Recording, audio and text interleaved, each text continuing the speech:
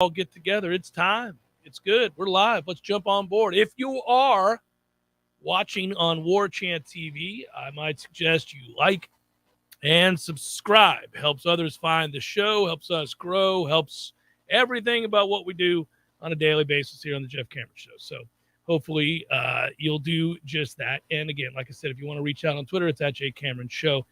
I don't know. I don't want. What do I lead? Do I lead with the fact that we got a linebacker? Because I'll tell you what, on yesterday's Seminole headlines, always good to do the show with those guys, and we had a good show again yesterday. Thanks so much for providing questions via Facebook and Twitter and in the chat. Good to see the fellas first time in a while as the holiday season wrapped us up and has us doing stuff in Georgia and Florida. But, we there was one question in particular about a concern regarding a linebacker, and I've had an omnipresent concern about linebackers since going back to before the season started. We talked about in the season preview, I thought we would get abused at linebacker, in particular in pass coverage.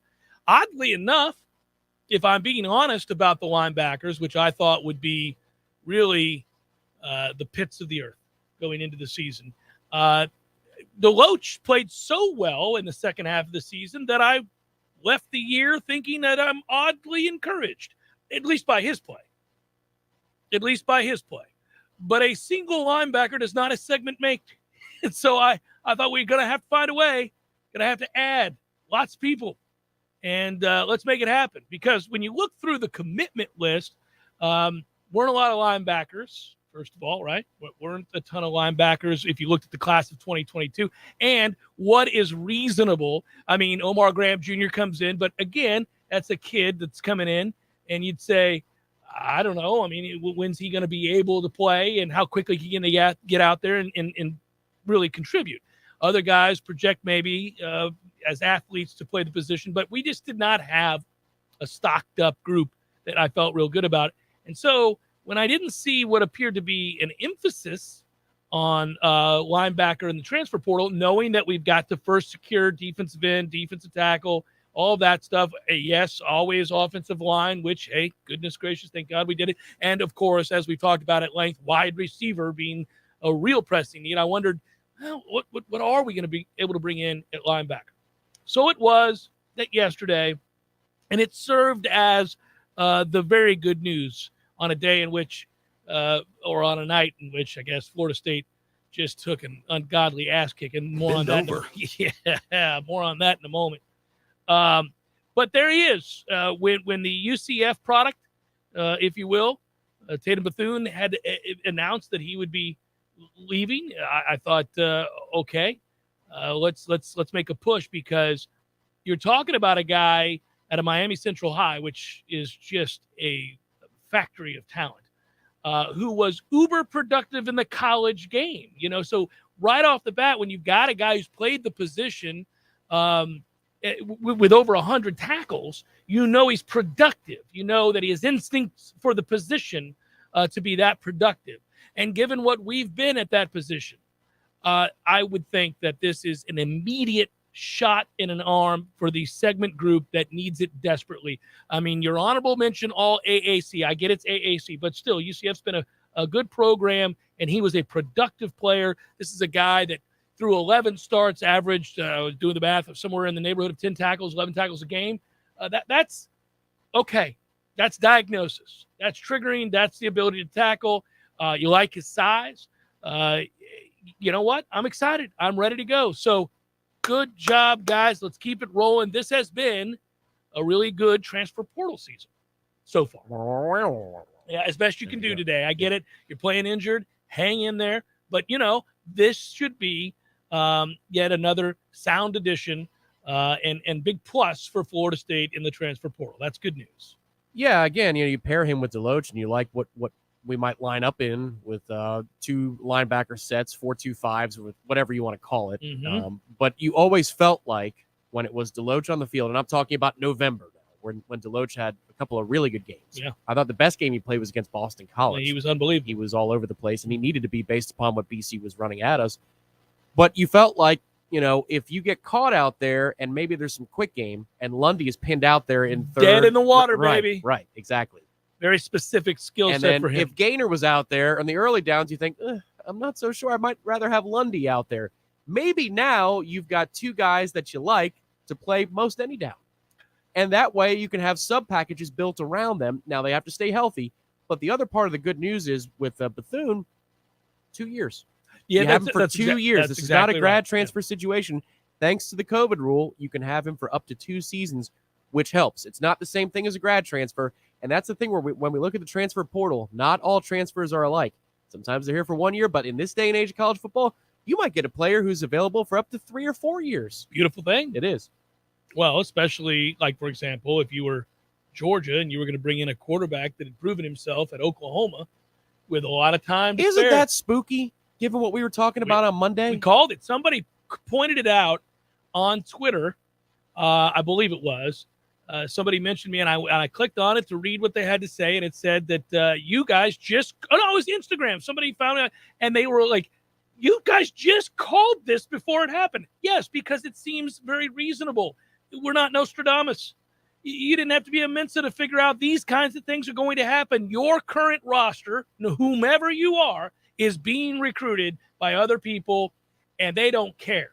They don't. It is kill or be killed. That is where we're at in college football. There are no rules. There are no rules here, man. This is whatever you want to do, whatever you can do. And here's the thing. I get it. Like, it sucks. It makes you as a fan on edge all the time. You're always on edge. As soon as you fall in love with a player, you tell yourself, don't get head over heels now. He could be gone tomorrow to your rival, like in an hour, if they just offered him more. It's as simple as that. Like, your best player is for sale. Always. So in reading up on what Texas A&M did, allegedly, and this is from rivals and or regional schools, they tied some of their NIL deals, which were upwards of $25, $30 million for this particular class, to multi-year agreements. The money doesn't vest all the way until you play for at least 2 or 3 seasons. This is where we're headed. Right. It's not unlike an NFL contract. Yes, it's just what we've talked about before is that, again, that the problem college football has in that not only are they shattering the illusion, which is hard for people to stomach and digest and hang in with, right? In addition to that, people will get past it. Their sensibilities are fragile. They'll get past it. But the problem they have is there's already a league in which contracts are vetted and signed, and it's called the National Football League, and they do it better. And I've been talking about this for a while since we started talking about NIL. I'm like, well, be careful here now because there's a league that does this better. and I'll tell you something else about that league. When I signed that guy, unless it's Antonio Brown who goes nuts, but, buyer beware. If you bring in a free agent and it's a 3-year deal, I know what the hell he's going to be doing tomorrow, working for my ass, and nobody else is going to get him. And that's security. That's knowledge of how to build a roster. This was something that I kept wondering, how is this going to get remedied? And it will get remedied. It's just for now, it's the wild, wild west. We talked about this on and off, and sometimes it's kind of a snoozer topic, but now that you have NIL, it matters all the more. And that is the 3 or 4 year guaranteed scholarship offers, committable offers. There was that, I forget, it might have been like 5 years ago now. A while ago, yeah. When there was talk about 1 year renewable agreements with players and or 4 year guaranteed, and there were some Power 5 conferences that were starting to lord it over the other ones, that we're going to mandate that you are given 3 or 4 years guaranteed on scholarship. Right. Well, now it is the leverage for the university to put it to the player and say, you've got a 4 year guaranteed offer. This is going to be a part of signing day. Whenever signing day is, if they move it back to February or they put it somewhere in the middle, I think they're going to move it. But it's going to be part of signing day is, all right, he signed his letter of intent. Is that a 1, 3, or a 4? Oh, yeah. Where you could go to the league, but you can't transfer. That's where these rules have to come into play, where if you sign a 3-year offer, your NIL deal is tied to that 3-year offer, and you can't leave. I'm sorry. Well, or you just sign a 1 year and you renew every year and you hold out every season. So you could leave. You just renounce the money at that point. You don't get the money. You're free to leave, but the $200,000 we had over here for you is going bye-bye. What I'm saying, though, is the scholarship offers have to be binding in terms of the transfer portal. Yes, and if you only want a 1 year deal and you want to roll the dice, well, then you're betting on yourself, and we could yank it. I think that's where it needs to go, is that there needs to be some leverage where the coaches can say, well, if you're not good enough, then if you sign a 1 year deal, a 1-year scholarship offer. The next year, I might not renew it, but you could sign a 3-year deal right now. Oh, man. We go down another path altogether there. That isn't that on the coach to have assessed better? If that guy's not good enough, it's not on the player. As long as he's doing everything you ask of him. No, but what I'm saying is for that player who might be really, really good and wants to hold out the next year, go get the next wave of money, this is your defense against that. Well, the other side of it is now this is one more added element to your coaching acumen and expertise and ability. Like if I'm assessing a coach now, I'm not just, assessing the X's and O's. I'm not just assessing how good a staff is he put together and how well do they recruit. Right now we do that, right? You win games, you lose games. We assess that. Are you good on game day? How are you with clock management? How are you with fourth down management? How are you with the game plan? How are you on adjustments? We do all these things. We've been doing these things for years. We've added to the list of things that we judge a coach by as we've learned more about the game. All the analytics have taught us a lot more about when you should or when you shouldn't go for it. When's a good time to kick a field goal and maybe not. When all that stuff, right? So now we assess, are you forward thinking? Have you embraced a modern way of viewing the football game? Or are you old school and setting your ways to the point where you're doing what Pitt in the past has done and others, which is, kicking a field goal from the 1?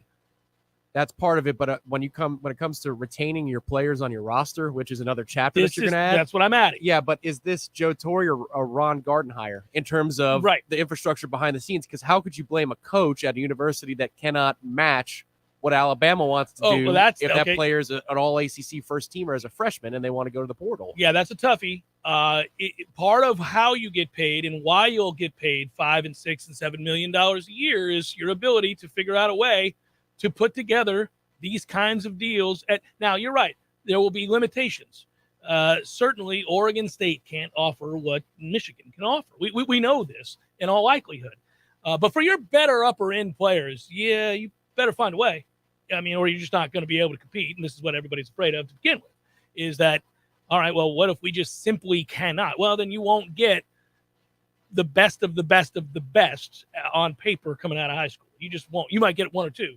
But you're not going to put together this Texas A&M class because you don't have that kind of crazy-ass oil money. So do you think that Alabama's support staff is reduced by about 20% so that they can reallocate funds elsewhere? Because I think you're about to learn what is the true balance between Jimmy's and Joe's and X's and O's at a school like Alabama where they have unlimited, it would seem, assistants and halfway house for everybody gets fired. Exactly right. And up-and-coming high school coaches with connections throughout the country, whatever it is, all those analysts. You're about to find out what the line of delineation is between the value of an unlimited analyst staff and having more money to, pay that third string tight end because you want to fortify the ranks for 2 years from now. Yeah, I hope we're not wasting money on third and fourth string tight ends, but I will tell you this. I think Alabama, A&M, and Texas can. Yeah, but I would, yes, their depth will be better than yours. But I would say, too, that, again, this is before a wave of new guidelines. Let's put them that way, guidelines, hits college football because it's coming. It's going to happen. Now, again, I don't know when, because right now the NCAA certainly doesn't have a say. We're still waiting on whether or not the Power Five decide that at some point it would behoove them to have an agreed upon set of rules. And they can't even agree on college football playoff expansion at this point, which is a no-brainer. Yeah, well, I agree. It is, but I think that the conference is not named Big Ten or SEC. You have to be careful about what they acquiesce to and why. So that's why they banded together. That's why whatever the alliance or whatever the hell it was called. I liked actually the name. What was it called? I've already forgotten. The Grand Alliance. Whatever it was, I agreed with them. I'm like, well, slow your roll. Let's not just give in. The Allied powers. Yeah. So bottom line is, before I go through the depressing aspect of noting the unholy one-sided beatdown on the hardwood last night. Bend over. Let's now look at what Florida State has done in adding, as I said, Bethune at linebacker. That's something we're celebrating and excited about, especially because he was considering going to Miami. So get you some Miami. That's what you get. And then from there, what you know about Bless Harris. Of course, he's there too. Caden Lyles of Wisconsin. Micah Pittman out of Oregon, receiver. Deuce Spann out of Illinois, receiver. Johnny Wilson out of Arizona State. 6'7" receiver. Louisville defensive back Greedy Vance, who we've seen play. Nice player. So there you go. That's what the list looks like now. If you're taking inventory, that's what we have.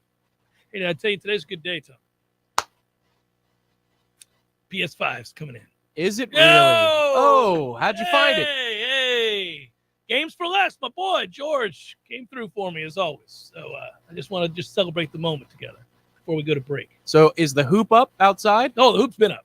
And We've been going to war out there. The PS5 is coming home? On Friday, the PS5 is coming home. 2022 is off to a We're beautiful off to start. a ragingly good start. If we sign another linebacker and another offensive lineman and another wide receiver in the next week or so, and we make an announcement about an addition to the staff, I'll be sick again in 2 weeks. Look at at all these constants in the equation.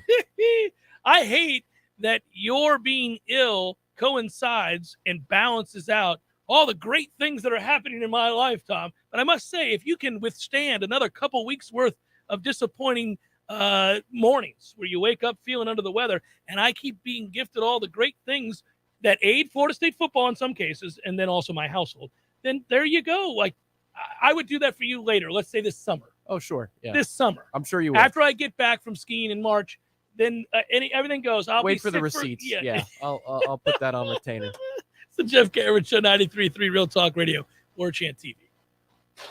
Let me tell you what T-Spark stands for. It stands for strength, commitment, teamwork, and heart. We don't ever quit until we've got nothing left to give. Our team is unstoppable. Want a guaranteed win? Call T-Spark Enterprises for your next roofing or construction project. We conquer all peaks. TSparkConstruction.com. License number CCC 1331204. Are you stumped on who to call for fast and affordable crane and tree service? Deep South Tree Service is a cut above the rest. They go out on a limb for their customers. With the largest crane in the Big Bend area. No job is too tall, no job is too small. Call Rob for a free quote today. 850-877-TREE.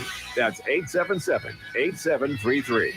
Deep South Tree Service. Our roots run deep. Hey guys, it's Greg Tish here. If you know me, you know how much I love to grill, smoke, and cook outside. With the holidays just right around the corner and the cooler weather, there's nothing better than a backyard fire pit or a custom outdoor kitchen. But where do you start? Well, you start at Hearth and Patio of Tallahassee. They have everything for gas grilling, charcoal, standalone grills, built-ins, custom kitchens, unique high-end fire pits, and you can even build your own pizza oven. And don't forget about maintaining your indoor fireplace. If it hasn't been used in a while, it's a good idea to have Hearth and Patio come take a look at it to make sure it's safe to use. Or you can replace the whole thing and transform the look and style of your room. If it has anything to do with fire, you need to call Hearth and Patio. Write this number down. It's 727-4282. That's 727-4282. Or you can always check out their website to view all their products and services at hearthpatiotallahassee.com. Siri, tell me a joke. The past, present, and future walk into a bar. It was tense. All jokes aside, the trained professionals at Mac & More Systems are serious about Apple products. For all your Mac repairs, call Mac & More Systems at 894-3622. 894-3622.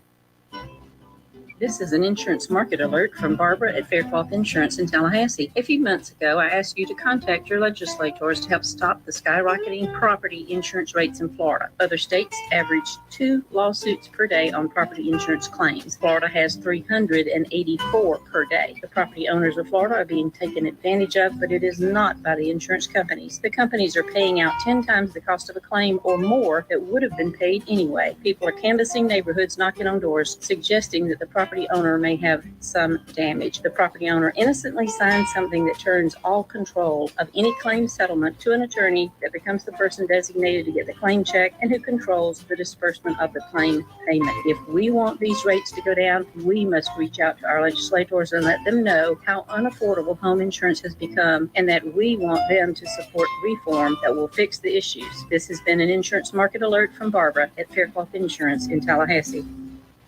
I may be Dr. Nina Ford Johnson, but I'm a mom first. My babies will be getting the COVID vaccine as soon as they're old enough. The risk from COVID far outweigh any risk from side effects of the vaccine. Find vaccines near you at vaccines.gov. Paid for by the U.S. Department of Health and Human Services. We all want more energy, more strength, more results. Well, welcome to Orange Theory Fitness as you take a step towards feeling more alive today. Backed by science, Orange Theory's heart rate monitored workout is scientifically designed to keep heart rates in a target zone, spiking metabolism and increasing energy. Orange Theory Fitness is a one-of-a-kind group personal training workout resulting in more energy, visible toning, and extra calorie burn for up to 36 hours. Experience a more vibrant life today with Orange Theory Fitness. To find out more, go to orangetheoryfitness.com. The Jeff Cameron Show, brought to you by Orange Theory Fitness. 2 Tallahassee locations, Midtown on Thomasville Road and Northside in the Village Common Shopping Center. Online at orangetheoryfitness.com.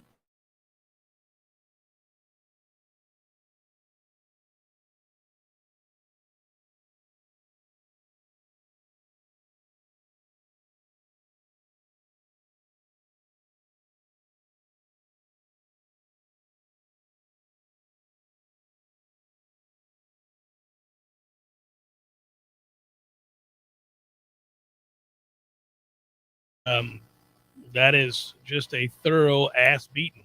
I'm talking about Florida State's effort against Wake Forest last night. You know, I guess you'd ask the question, the way we've played it in the past, Tom, was that I have a red button in studio over here to the right.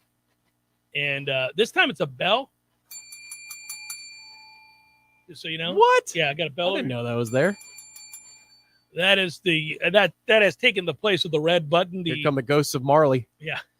The panic button that we had at the old studios has been replaced by a bell. I like the bell because, frankly, it's a little more annoying. And I like that because you want it to have a negative tint. You want to feel like, oh, man, every time he rings that bell, I get annoyed. Isn't that a ding ding? It is a ding ding. There's a connotation to this. There is and he's giggling as he lights up a cigarette. The problem is he could very well be over there going, ding, ding. You see me. I know you see me. That's true. He could be smoking his Camels Unfiltered, ready to come around the corner. Load up, everybody. We're going for a ride. And that's tough. You get in the ding, ding, and then he's like, we're all set. This is annoying. So yeah, it's working. Yeah, it's working. So then that happens, and you can accept it because they've had such a good run. But man, I'm a little worried they're not ding-ding eligible. I don't know this team, but the way they play defense, or should I say, do not play defense. I don't know that they've got a shot to make the ding. This is a special group here, Tom. You're saying they might be beep beep worthy? They could be, yeah. Beep beep. It could very well be time for the beep beep. That would be terrible. We haven't seen the beep beep in eons. I thought the beep beep died. The beep beep was dead as far as I knew. There was only the ding ding. We've been so comfortable on the main train. We've chugga-chugged this baby for some time now, early and often. We got on the luxury suite, sat in there, the luxury cart, I should say, access to all the shrimp we wanted, drinking champagne, whatever you wanted. We were like, oh, we're 16 games in. This cart is comfortable. I'm not moving. Not going to have to. There's no threat of somebody coming in here, offering up more and opening the sidecar for us to take it on down the road. No, not us. We had it made. But right now, not only are we smoking with the ding-ding, he's not so sure he wants us. He's placing a call to his cousin, the Beep Beep. I may have a team for you. The Beep Beep is like Robert Duvall, who apparently is still alive. Today's his birthday, I saw. He's 91. Bobby Duvall from The Godfather, still here. Well, and from many other things. Bobby Duvall has been in a gazillion movies. He's been great in a lot of them. Yeah. Let's go with Tom Hagen as his number one. No, that's fair. He was bald when he was 16. He sure was. Looks good on him. Yeah. But long story short, I mean, yeah. By the way, I think he just lives out on a farm. That's true. I heard a long interview with him not all that long ago. He's got enough money that he could just live out on a farm. And wouldn't we all, if we could? That also seems about right for this him. Seems about he right seems for you. kind of aloof. Yeah. He's got a little cowboy to him. All right.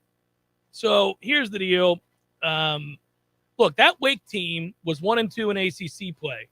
We weren't exactly, taking on Duke or Carolina in their prime here. This was a 11-3 team, but a 1-2 team in the ACC. First conference game at the Lawrence Joel Coliseum there, Tom. And they were perfectly at home. Their losses are all on the road. Must be a different team there. I'll chalk it up to that. But no, man, that they also missed one of their third leading scorer, didn't play in the game. Davian Williamson. So you didn't even have him out there. Did ours? I don't know. Judging by the shooting, I don't know that anybody was there outside of Malik in the first 2 minutes. Yeah. The Noles, let's see, we're 7 of 31 in the first half. Tom, I'm going to say that out loud again for you. 7 of 31, a robust 22% from the field. Thanks for the 3 for 15 from Trey. That's 20%. We did go 5 of 6 from the free throw line, Tom. So we went and decided to hoist a bunch of threes on the road and consistently did so despite not making many of them. We only had a grand total of 4 assists in the first half. 4. Which I guess if you make 7 baskets, 4 assists on 7 baskets. Well, so we followed it up with 2 in the second half. Yeah. So we came out in the second half before I go through all the litany of ugly numbers, and we allowed Wake to go on a nice 11-2 run. I would say that the play-by-play announcer for this game was very excited by that 11-2 run. Now, that's all right. Hey, these aren't sour grapes. We were getting ass kicking. Wake was playing great, whatever. But, man, was he pumped when that 3 made it an 11-2 run. When that was all net from straight on, he was like, and it's 11-2 run. I was like, dude, it's early season ACC basketball. I think Jaminski was doing the same thing. He's like, yep, this is some good basketball. Yeah. He did. There was one move down the stretch last night where the kid with the spinny-doo? On the baseline. It was pretty. It was, but he goes, whoa. Yeah. I was like, oh. Gary Danielson in the house. Are we unbuckling? All right. Mike Tirico against Louisville. Tirico against Louisville was the ultimate unbuckler. Yeah, he was on. Yeah, no thanks, Mike. That's how he got in trouble once. Many moons ago. But he gave us the wink and the nod. I'm always cool with Tirico. Then that lead expanded to 25 points, 59-34. At that point, you could have turned your TV off, perhaps began to get excited about the football game that was going to kick off between Kansas State and LSU. A game that turned out to be lopsided in favor of Kansas State. But nonetheless, one more bowl game. Maybe you began to flip about. A game in which Brian Kelly doubled down on the lie about the accent. He said, I'm from Boston. We don't have strong accents in Boston. What? Oh, Brian. Well, at least Brian's not pulling a Joe Judge these days, which was the most bizarre. I'd have fired him on the spot. With Joe Judge, that nonsense after the game, I'd have been like, you're gone. You're gone. Not only do we suck on the regular and can't muster 5 completions in a game, you got to go. You're just making stuff up. Nobody's calling us to come back. What are you talking about? Stop that. It's uncomfortable when people do that. That's not unlike your boy down at UF telling the world that he got death threats. Oh, yeah. It's a call. It's a cry for help. When it happens, you're like, oh no. That's a weighty accusation. If you do that, the FBI tends to get called and come in. So it seems to me that at that point, you may have a problem on your hands. It's time to grab your keys and go. You can't tell people you receive death threats publicly as a public figure and not expect a call from the local authorities at the very least to investigate said death threats. That's something taken very seriously. I found that out. It's you can't. If you're going to make something up, don't make that up. Well, I'm saying, if you tell somebody that you got a weird email, and in my career I have. Also, where were you the day of the charter? The shark charter. The shark charter, right. Where were you? Yeah, where were you, Jim? Yeah, years and years ago in my early part of my career, I got a very strange email, a back-to-back from the same guy, and it was fairly threatening. It was like pretty direct. It wasn't even just like mouthy nonsense that I might have been goaded back then into responding to. It was like absurdity. Here's what I'll do with your corpse. No, but he said that. I was like, okay, well, I think I probably got to turn this over because that's a very specific thing to threaten. And, yeah, they look into it. And the guy worked for the Department of Children's and Family. Of course he did. Yeah. Of course. It's an interesting thing. Anyhow. His name was Jared. He ended up being a front man for Subway. So, obviously, everything got short-circuited in the second half. You're getting blown out. We cut it to 16 at one point. I was at 61-45. I guess I was thinking maybe, just maybe, there'll be something here. Matthew Cleveland began to get assertive. Leonard Hamilton has achieved an awful lot in a lengthy and prestigious career. I will tell you that I don't know a third of what he knows about basketball, but just an observation. Matthew Cleveland should play 37 minutes a night. If the guy's going to go pro and you have very limited time with him, let's say, and he's one of your best players, I don't care if he's got 4 fouls in the first half. He's not coming out. We're playing him incessantly because you got a lot of guys that can't shoot and a whole lot of not defending going on. I might as well go down swinging with my best player. Yeah, that's the troubling thing is, of course, now that you tie the Syracuse game, which was at home, a place we don't typically lose, to this game, and you look at those shooting performances, that's going to alert you. But to me, you can never get a stop, like ever. Now, I understand the reference that you made to the run that gets it down to within 16. Okay. That was when we were trading texts. I said, run. Boy, if it wasn't for a heavy whistle against us in the first half, we'd be down 12. Yeah. Because it was. It was like, oh, that's all we need. But, I mean, yeah, if you can't get a stop like ever, unless it's a wide open miss that somehow the rebound lands right in your hands, that's a problem. Because even when you make shots, they feel less valuable because you're giving up baskets on the other way. So in the end, it's 76-54. We're 7-5. We're 1-2 in the ACC. It's a 22-point loss, which is our worst in an ACC play since 2017. You'll remember the game. Oh, man, you're trying to January of 2017, you and I were standing next to one another. Well, taking turns sitting and standing. We may have been drinking a beverage. What game would that have been as we sat there and watched a team look completely disinterested? Pitt? Georgia Tech. Remember that night? Yeah. It was crazy. Yeah. And there we were. Yes. That was Downstairs. You were there. You were there. I was not. I was watching that on TV, but I was aghast because that were we was texting? That was Devin I was Booker. next to Bill. Yeah. I was next to Bill. Yep. Yes, that's what it was. Like, you're not going to play hard for that kid. For that kid, we were broken up by that. We can. couldn't believe it. We were devastated by that. Yeah, sorry, I mistook that. I thought you were standing there. Felt like it. You're always with me. 2017. That's why the Lang Memorial is a really good Champions Club. Man. And I remember we were awful in that game, and that was very frustrating. Anyhow, not only did that beatdown happen, that was 78-56 that we lost to Georgia Tech that night in 2017. That is the fewest amount of points Florida State has scored, by the way, this game, since our 54-50 win over Virginia at the TLC CC January 2020, which we watched from the Vista. So that is, oh, man.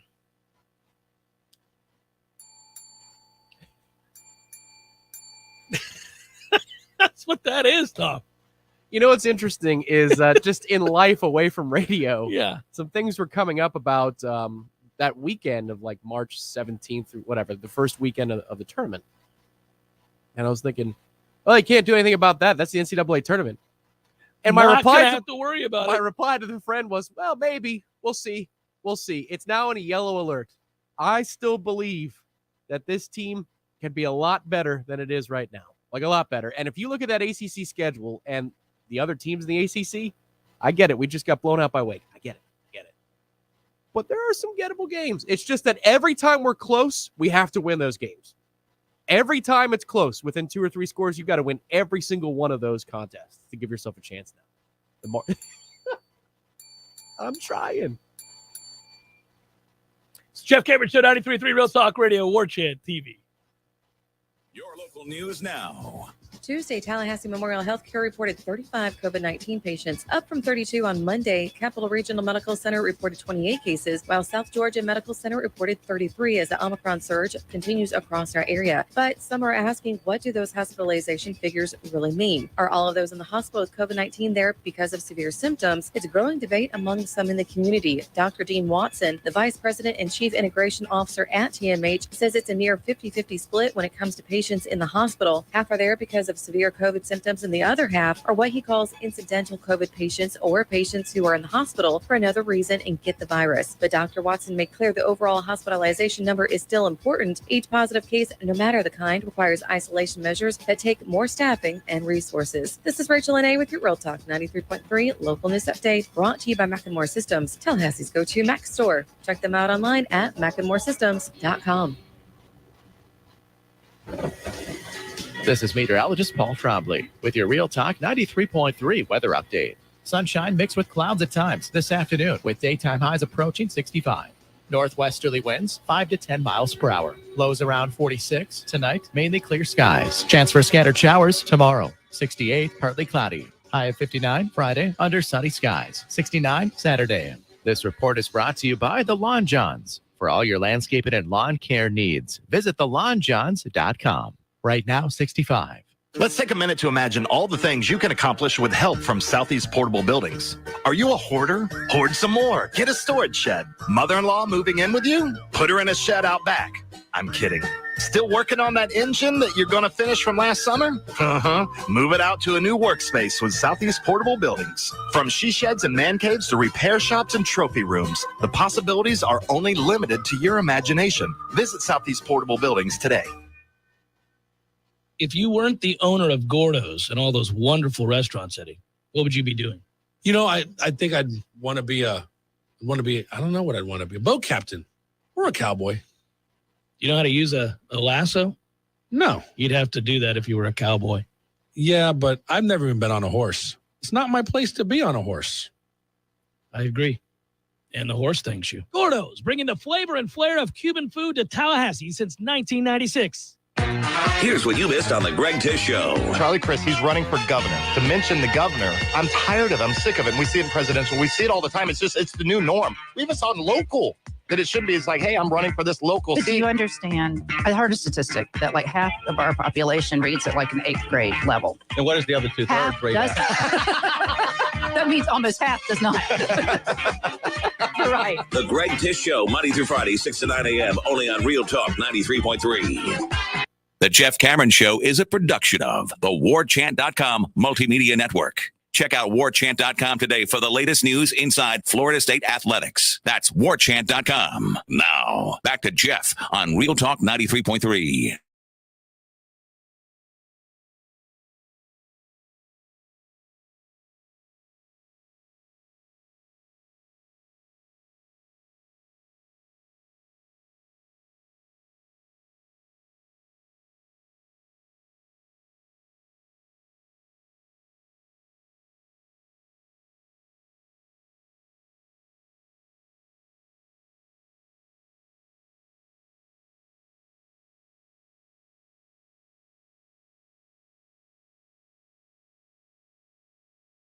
Know that, as a realist, I think I am.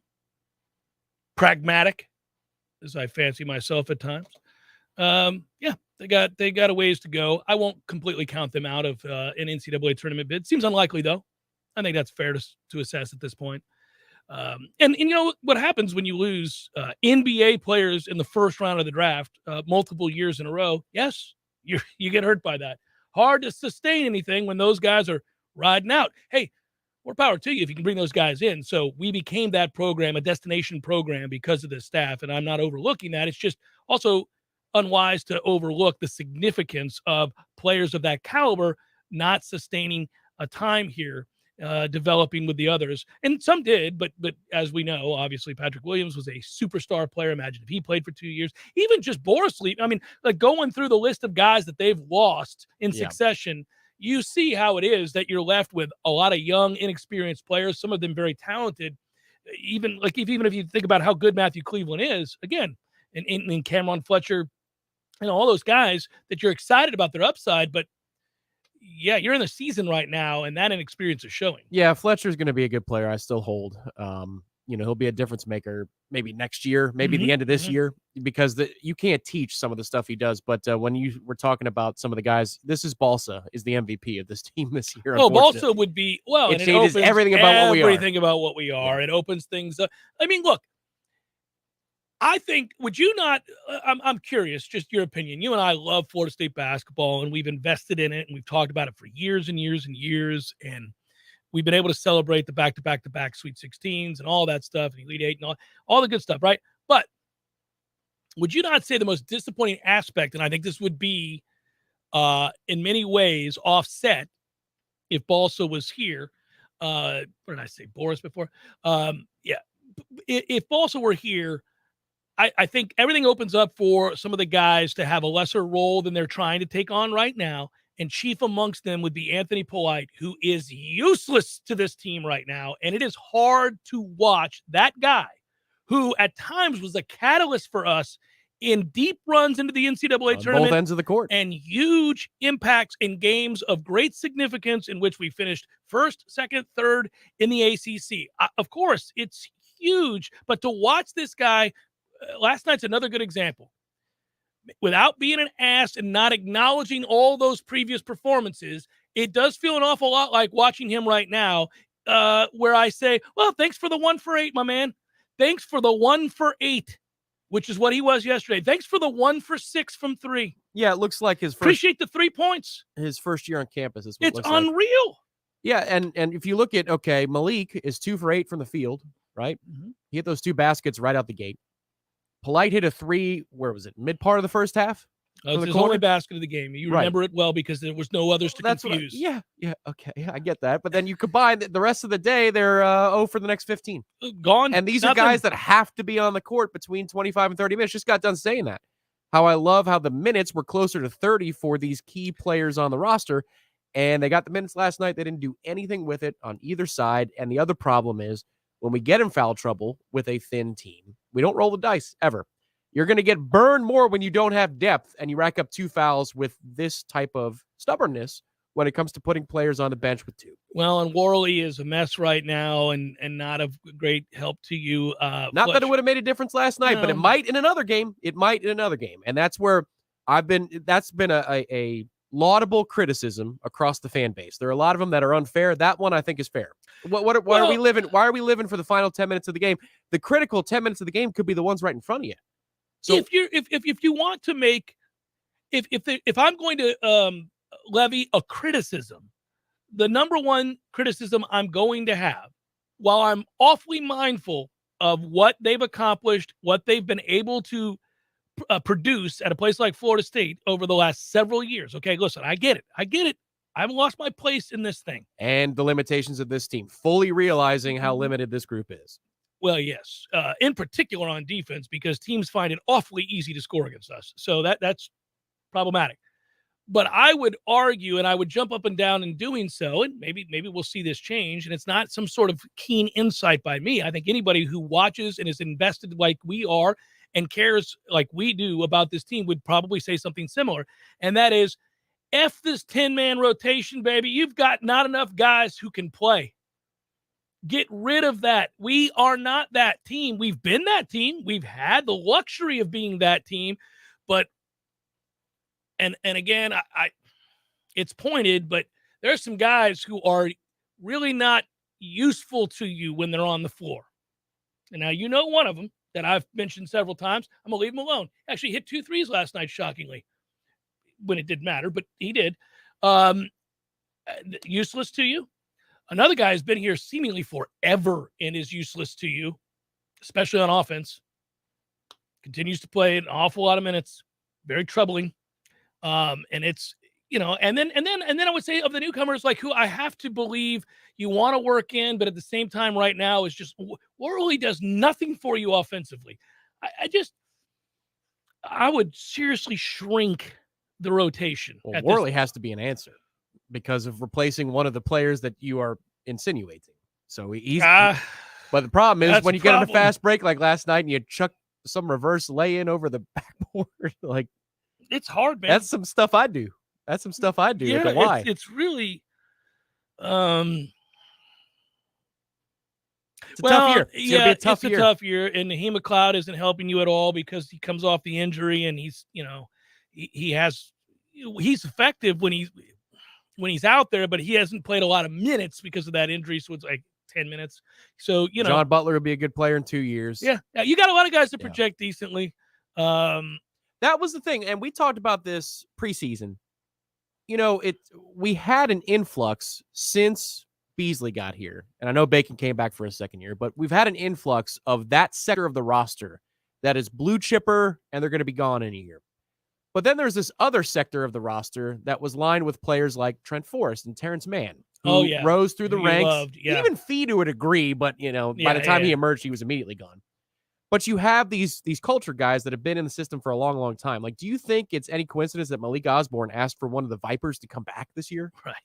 Because he knew that part of the team, those development pieces, are all fresh too. We don't have that to lean on. So you have kids that if the combine's going to like him enough, they're gone. We'll see. I don't know if Cleveland is good enough to do that, but then again, he might be. Scotty Barnes is scoring 20 a night, it feels like, so it can happen. He's a very good player, and that body type was freakish. You don't have those guys that are 3 or 4 years into the system in droves. To hold it down, yeah. Right. We had that perfect mix. That's why that team that got screwed by the pandemic a couple of years ago, we felt really good that about was the one because it was the blend of both.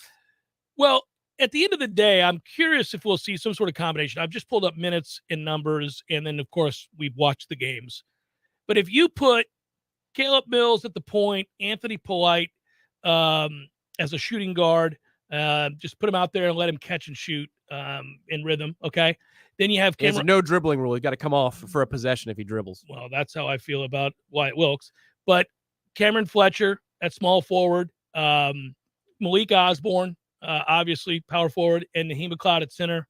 And then I guess you would put Matthew Cleveland quickly off the bench as the sixth man, and he would play a lion's share of minutes. I mean, you could move that around if you wanted, but I think something akin to that. And then Butler in limited minutes here and there. Right. And yeah, you would use Butler and Ngom when he comes back. Yeah. To me, that's the group. That's the group. Everybody else can have And Evans, if you really get into foul trouble. I mean, half the team's fouled out. Yes. Yeah. That's the other thing. Well, that's who I was We've got foul disparities every game, and that's not always on the whistle. That's just the nature of us settling for shots as well on offense. But I can't say on one hand, I don't want you dribbling at the basket, and then second, settle for, you're settling for shots. It's really hard to. It's a toughie. I'll tell you what it is.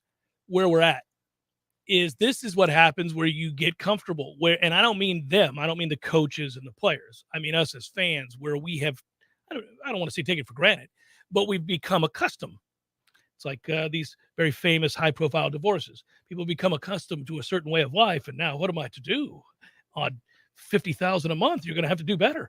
So here's what I would tell you. We've become accustomed to being a Sweet 16 team. We've become accustomed to being a top 25 team and a top 4 team in the ACC. So when you see this, you're like, oh, no, this is wildly inappropriate.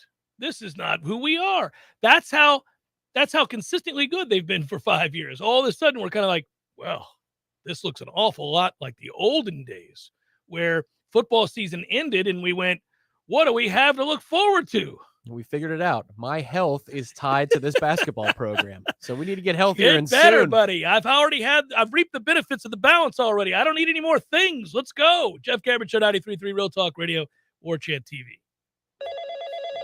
Thank you for calling the Medicare Help Desk. How can we help you? Can you help me choose the right coverage for myself and my wife? We sure can. We can help you choose from Medicare supplements, Medicare Advantage, or standalone prescription drug plans from over 30 different insurance carriers. How much does it cost? We have a fixed income and can't afford extra expenses. At the Medicare Help Desk, the consultation is completely free. We are here to help. Thank you, Medicare Help Desk. Hi, this is Justin Colvin, founder of the Medicare Help Desk. In my 17 years of experience, I routinely speak to seniors who are overwhelmed by the multitude of coverage options available to them. That's why I created the Medicare Help Desk, a place for you to get clear answers to all your questions and make sense of all the confusion. I've helped thousands of clients, and I live right here in Tallahassee with my family. I am active in my church and wish to help and serve my community. If you need help navigating the Medicare landscape, I'm easy to find. Just visit the MedicareHelpDesk.com. That's the MedicareHelpDesk.com. Our friends at ISF want to wish you a very happy new year. Listen, you want to do amazing things. You have big visions and goals for the future, and you work hard to move your agency forward while navigating the unique challenges inherent in government operations. ISF understands. They're a national management and IT consulting firm serving clients across the country. As we turn the page to another year, ISF reminds you to think big and stay focused on your goals for the future. ISF, your vision, our expertise, solving the future. Visit ISF.com to learn more. If you weren't the owner of Gordo's and all those wonderful restaurants, Eddie, what would you be doing? You know, I think I'd want to be I don't know what I'd want to be, a boat captain or a cowboy. You know how to use a lasso? No. You'd have to do that if you were a cowboy. Yeah, but I've never even been on a horse. It's not my place to be on a horse. I agree. And the horse thanks you. Gordo's, bringing the flavor and flair of Cuban food to Tallahassee since 1996. This is Dr. James Ryan Finn from Finn Chiropractic. The number one myth about chiropractic is you don't have to take care of your spine until it hurts. Most patients come in with symptoms, neck pain, back pain, headaches. Those are not the cause of your problem. That's the result of your problem. So unmask the cause of your problem at Finn Chiropractic through the Phenomenal Health Examination. So if you're a loved one or having neck pain, back pain, or headaches, don't mask the symptom, unmask the cause at Finn Chiropractic, because your chiropractor loves you and there's nothing you can do about it. There's fun to be had every night at the Corner Pocket. Take home prizes on Trivia Tuesdays and Beer Bingo Thursdays. And kickstart your weekend with Martini Fridays. Plus, happy hour runs every weekday and game day specials every time the Noles take the field. Watch all the best games at the Corner Pocket's Vegas Wall, featuring 560 inches of flat screen TV heaven. Oh, really? The best food, the best drinks, and the best place to watch all the games. Tallahassee loves the Corner Pocket. The Jeff Cameron Show, brought to you by Orange Theory Fitness. 2 Tallahassee locations, Midtown on Thomasville Road and Northside in the Village Common Shopping Center. Online at orangetheoryfitness.com.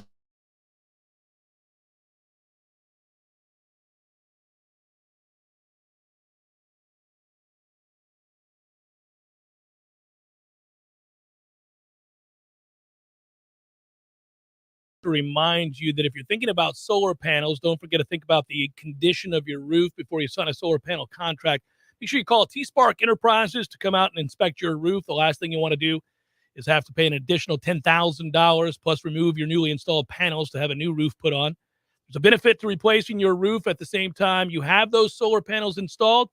Opportunities for huge tax credits, so that's a good thing. In addition, you want to make sure your roof can handle the weight of solar panels and that your roof will not need to be repaired or replaced. So you get all of that when you go see my friends or have them come out. T-Spark Enterprises Roofing and Construction. Best in the business, that's for sure. So I know you've had them out. I've had them out. I'm about to have them out again because there's some stuff I want to do. Yeah, it's about that time to get the roof cleaned off. I have that every 6 months.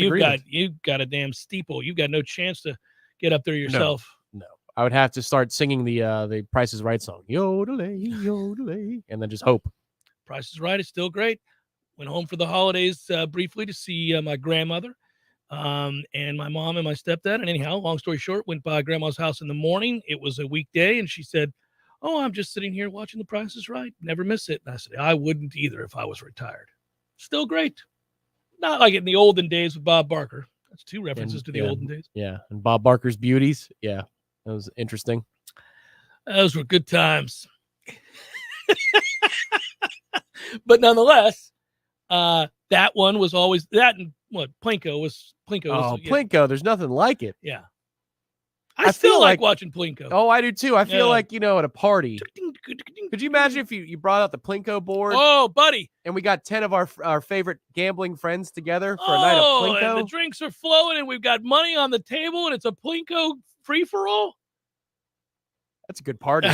Let's make it happen. Let's look up online during the break how easy it is to access not some chump Plinko board, but like the size of that wall in there. Right, yeah. But you need like an army of people to move. Yes, like a serious Plinko board where things get real, where maybe if the weather was nice, you play it outdoors. Keg party on the deck with Plinko? That's made for summer or winter. Doesn't matter. That's what I'm talking about. Fire pit, Plinko, booze. Oh, hour 2 forthcoming. Stay with.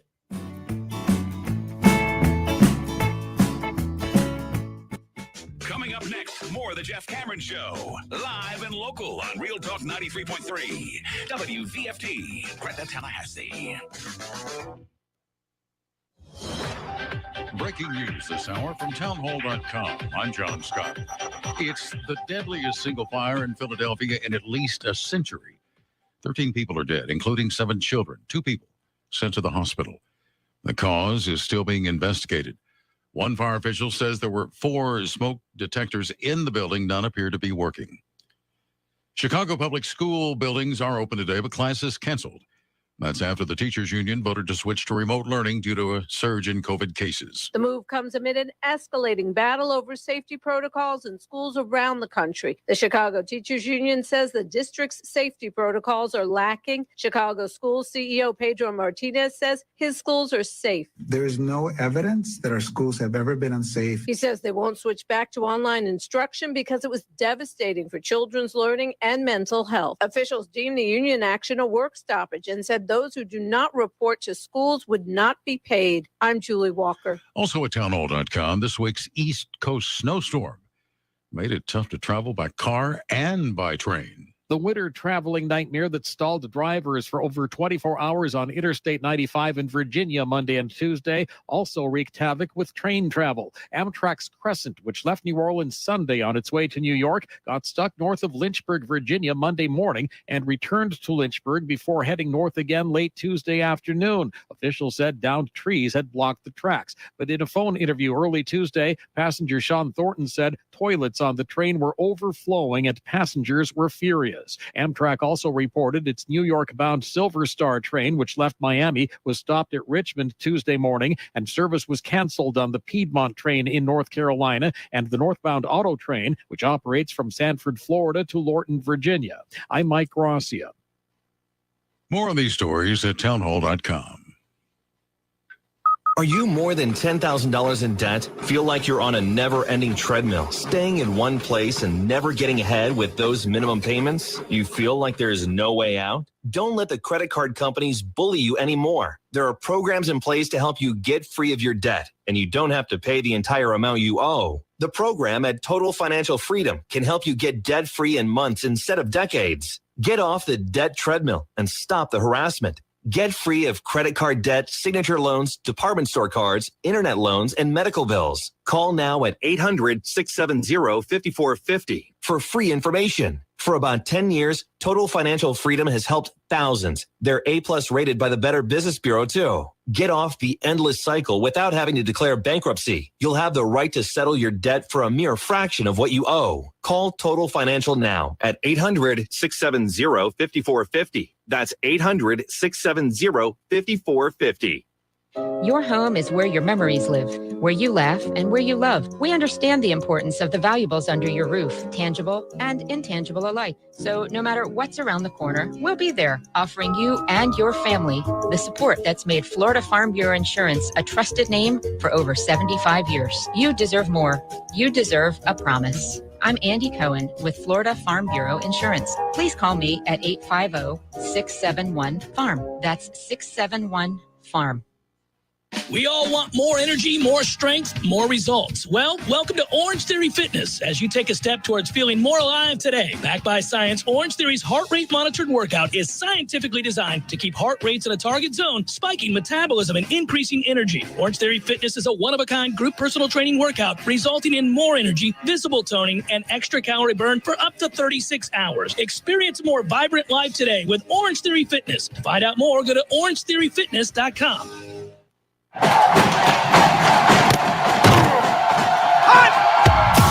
Broadcasting live from Florida's capital city, this is the Jeff Cameron Show, brought to you by Orange Theory Fitness on Real Talk 93.3. Now, stop what you're doing and listen closely. It's time for the Jeff Cameron Show in 5, 4, 3, 2, 1.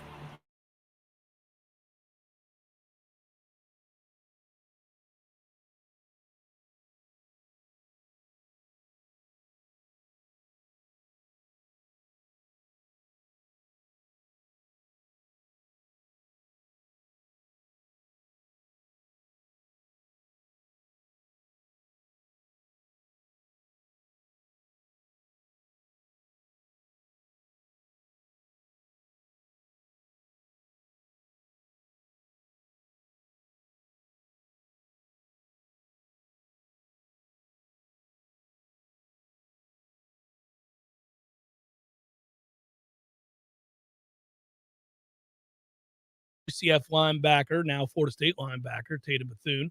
His commitment to Florida State came yesterday on social media. You want to read more about that, you can go to warchant.com. I like the simple let's do it. They're very simple from Tatum. Just a simple let's do it with a picture of him, donning the garnet and gold. Even looks realistic. I like it. That's the one thing about grabbing, kids from the transfer portal at this point before it completely gets bastardized unless there are new rules.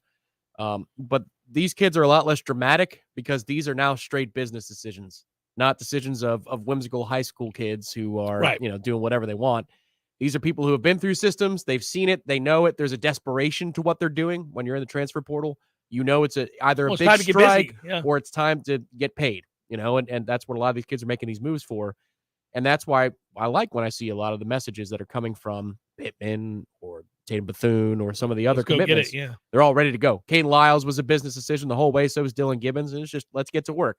Good. We need you. Let's get to work. We did pontificate at one point. We certainly speculated that Florida State's successes in the portal, in the transfer portal, even grad transfers, that we thought this could be a destination school for a pretty talented group of kids that would be making themselves available this offseason. And, when you have somebody as high profile as Jermaine Johnson come in and play the way that he did, or Akir Thomas, somebody like that, then certainly I think it serves as a roadmap for some of these kids, at the very least, to consider how Florida State could be a place for them to land and how they would be utilized and how successful they could be.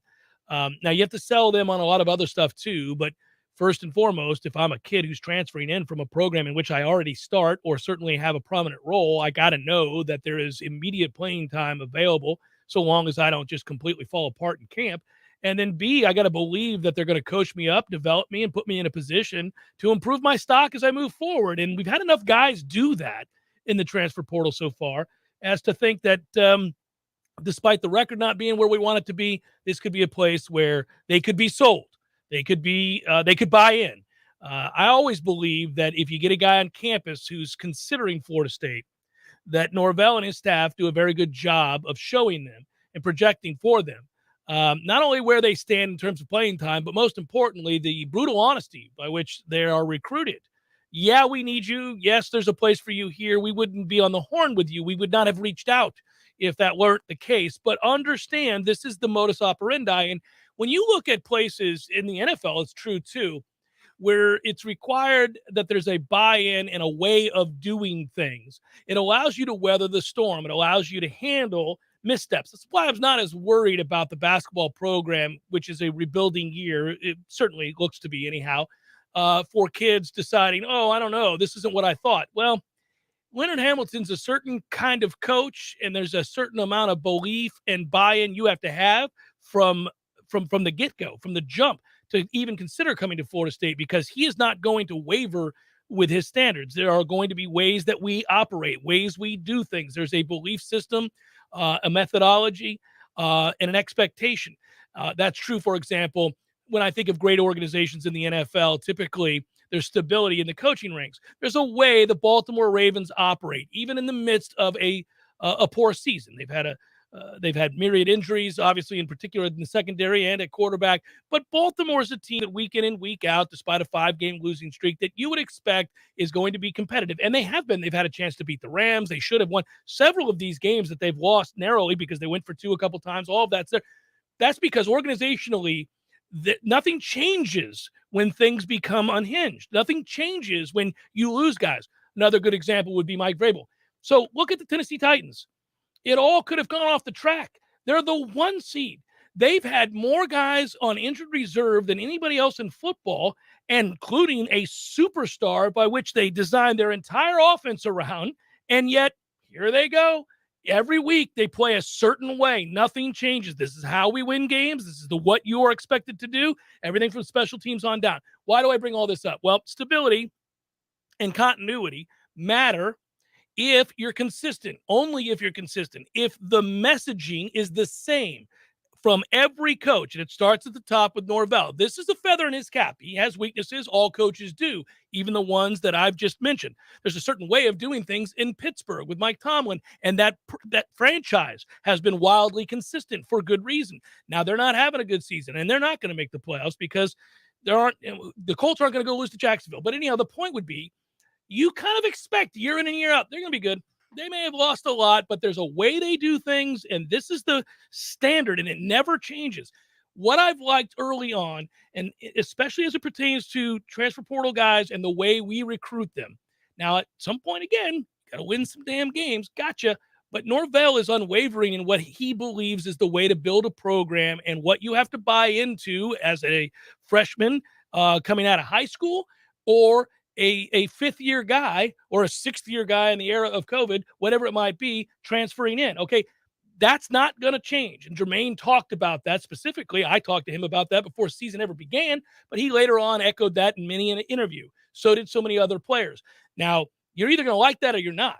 You're maybe going to go and sit down with a Mike Norvell, and he's going to say, yes, there's a need. We wouldn't have reached out to you. Yes, this is our depth chart, all those things. Here's how we see you. This is what we're going to ask of you. Either you're in or you're out on that, right? Some people just want things given to them. That's not going to be the case with transfer portal guys that come here, and certainly they won't all succeed. But I think anybody that says yes to this group is somebody to probably be pretty excited about. Now, there is, most of the time, there is a percentage chance, especially when we're talking about transfers or transfer for a reason, all that stuff, that it might not work out. Not everybody you bring in is going to work out. I got you. But I think there is an increased chance that it will work out if the messaging is the same all the time from top-end player in transfer portal to maybe guy that just fills in depth. That, I think, is true, and it's something that I think that probably the number one aspect of program building that we've now seen consistently through 2+ years with this staff. It's also about setting the expectations from your first contact all the way through the time that you make your choice on a commitment and signing at Florida State or transferring to Florida State, which is, what we talked about with the recruiting class last year. They were telling them 6-6 is what they're shooting for. They didn't say 10-2 and an ACC Atlantic title. That's why you retained as many players as you did, the Travis Hunter nonsense notwithstanding. That's why you retained as many players as you did, because you messaged clearly from the beginning. And that's what happens with these transfer portal kids. Not only are we always among the first 2 or 3 schools to reach out to a kid who enters into the transfer portal, and the vigilance that must take is unbelievable, but we also message properly the first time we talk to you. Our first impression is strong, and that's good. But you're right. It's got to be parlayed into wins. And on that front, you guys talked about it yesterday on Seminole Headlines, but we didn't have a chance to here. The revelation that this era of FSU's offense will be Alex Atkins coordinator, Mike Norvell play caller, versus the previous iteration, which was Kenny Dillingham play caller, Kenny Dillingham offensive coordinator, Mike Norvell collaborator, and of course has the final say. Sure. But it's a much different thing. What's your reaction to the idea that Alex Atkins will not be calling plays? It'll be Mike that's doing so, and Alex is going to do the organizational stuff. Yeah, it's what I thought it would be. I'm fine with that. I like Mike the play caller. I do. A lot of times play calling might be overblown, but when you do change play callers and you go from an assistant to back to the head man who is an offensive mind, does that move the needle for you at all? Well, let me, at the risk of sounding arrogant, let me lend some insight into that process. As somebody who did the little fun promotional thing where we got to go upstairs at the Moore and sit down and listen to Mike in the room in which they put together the play sheet for the week. Okay. So now game plans shift within the realm of what you've practiced, what you do, what your offensive mindset is, all of that. You're not suddenly radically going to be something else. You always hear people say, why don't we do this? Well, if it's not something that we rep on the regular, you run the risk of really falling to pieces, right? When you kind of go outside of those 100 plays, I don't know, right? So the point is, there's a massive, it's not just like our big board we had at the old place. It's a massive board. It goes on for days, and it has shelves, and you can pull one in front of the other, and you can, okay. Mike showed situationally what they put together. I don't think he minds me telling you. Put together for that week's game plan. And it was really not just about, now obviously our play sheet was going to be seriously limited. It was going to be 7 or 8 base formations offensively and defensively. there was 3rd and long, 2nd, all that kind of stuff. But it was real basic, right? You might have a couple of plays under those umbrellas, whereas obviously it's much bigger on a game day. And Mike said that any given time in a game, and he means any game that he's been coaching here, certainly, that he is, and he has to, all coaches do, he's got that memorized. He's got his play sheet as well. But that suggestions are made.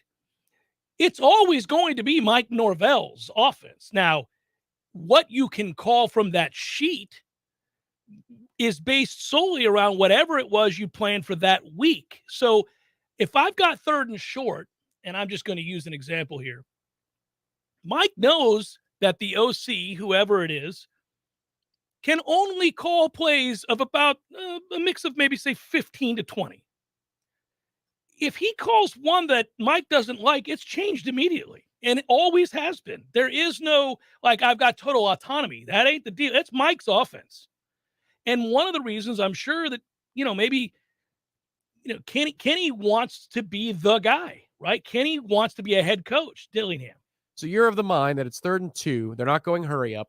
A play call comes in, it's signaled in, but then they look back. Let's just say they do the little thing with the clap. They look back to the sidelines. That in that moment, Mike could have vetoed. And he would have vetoed before it. Okay. It could have come in, and within a millisecond, he would have done no, and he would have said, "Buh."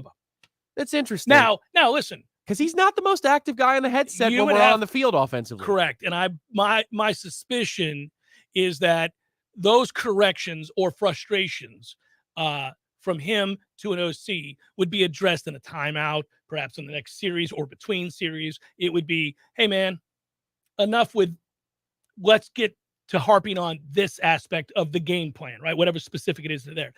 I think most coaches, if you give somebody that role and you want them to call plays, then you are going to give them a chance to sink or swim on their own. It is certainly relative to the game plan you put together. You're the head coach and you've said, okay, put together the game plan, Alex, but from this is what we're exploiting. This is where they're weak. This is our strength. This is how we want to attack that. So he knows already that it's only going to be from this percentage. Now they're free to go outside of it, and certainly the coach can invoke whatever he wants when he wants. But it is always still that if your head coach is an offensive mind and it's his offense that you're running, it's always really him. And that's why, it's like when Kirby Smart was at Alabama.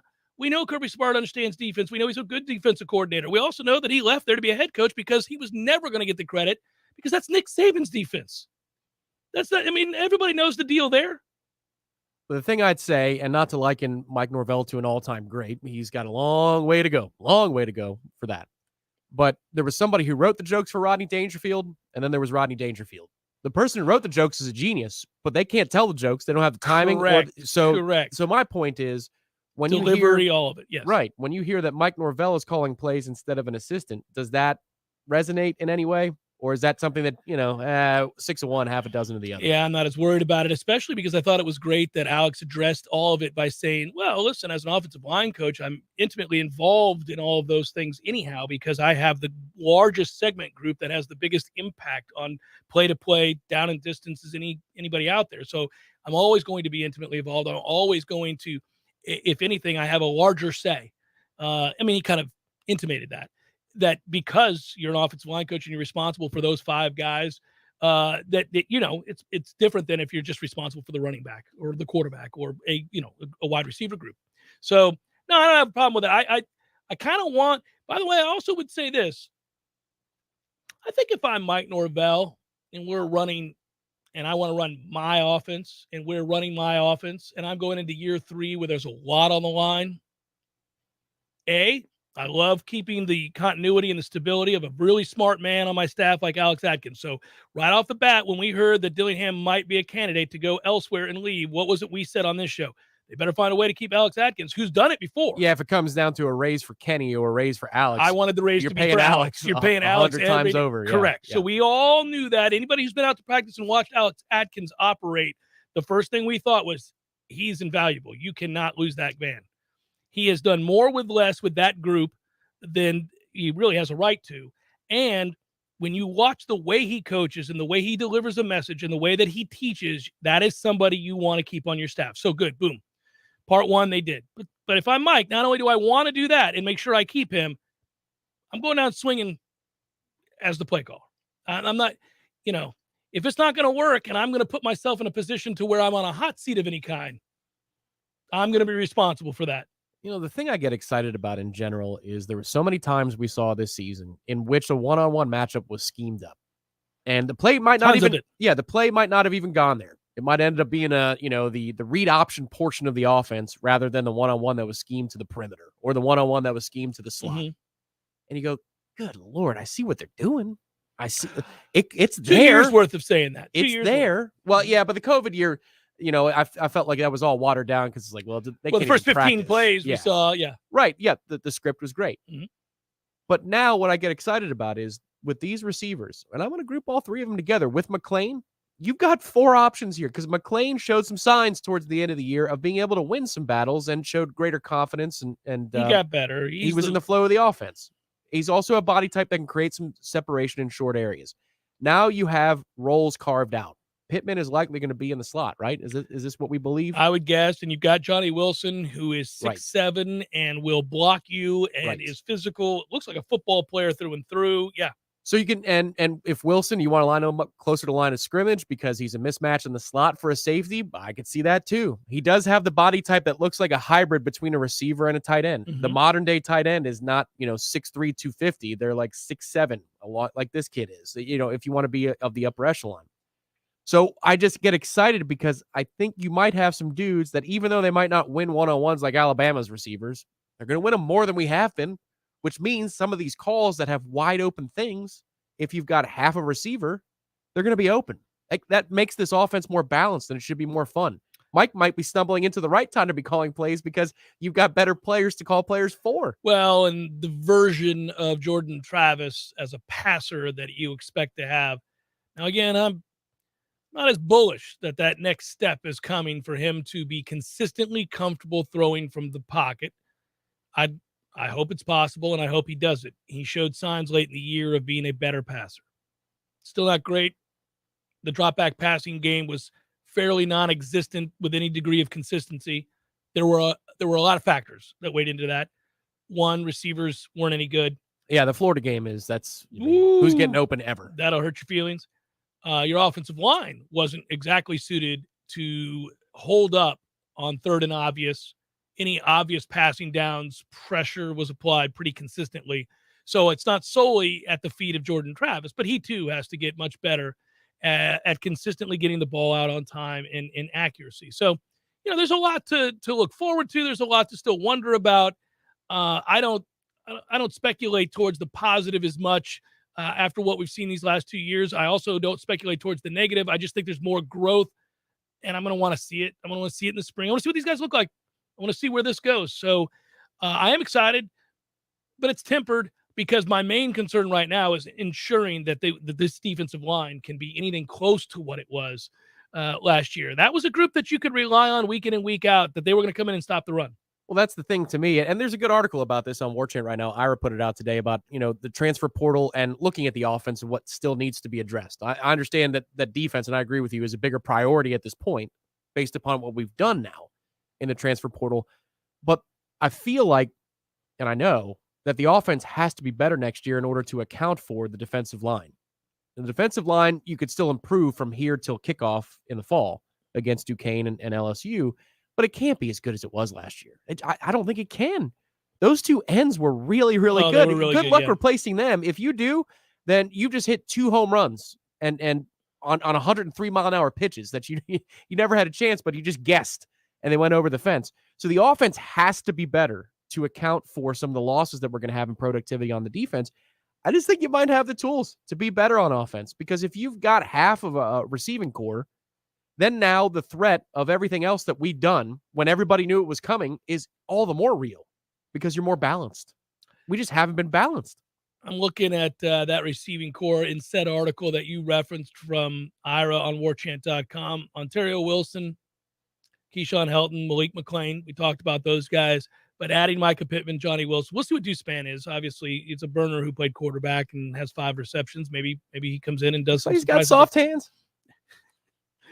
Those 5 catches show soft hands. Yeah, there are 5 catches at Illinois.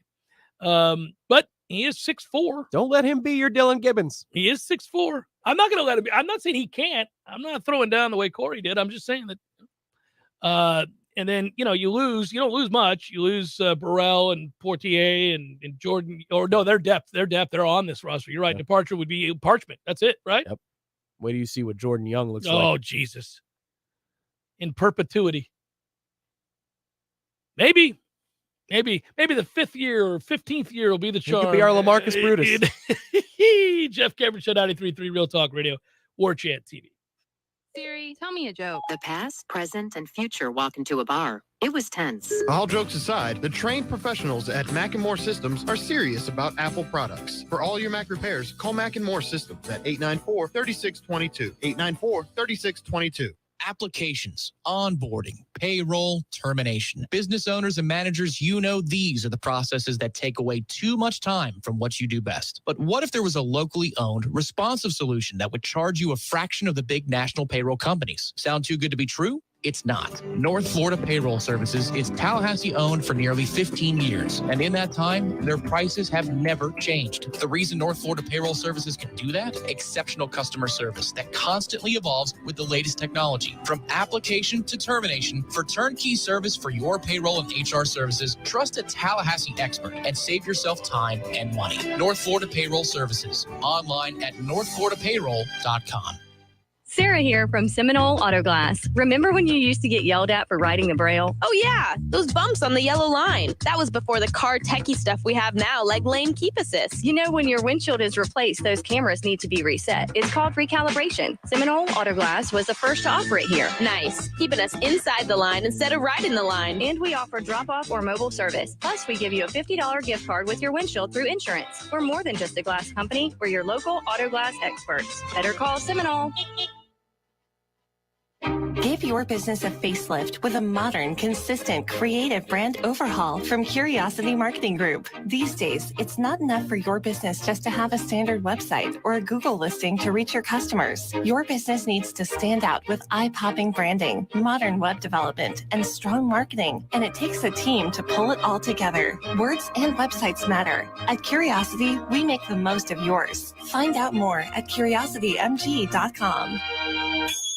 I used to fight almost on a daily basis working on my business website. I'm a pretty smart guy, but I could never get to function the way I needed it to, and I was losing customers because of it. That's when I called Curiosity Marketing.